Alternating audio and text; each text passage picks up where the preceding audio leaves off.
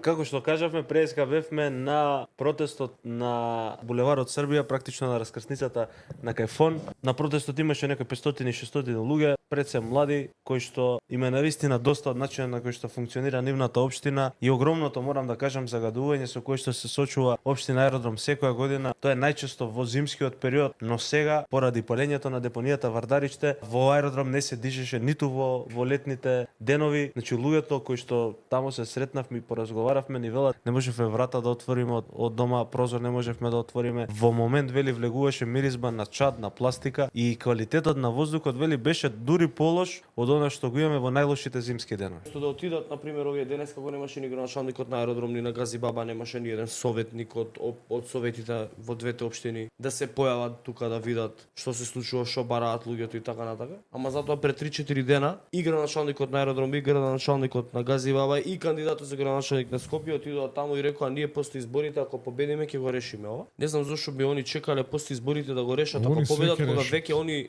се на функција градоначалници во општините каде што овој проблем е постоечки.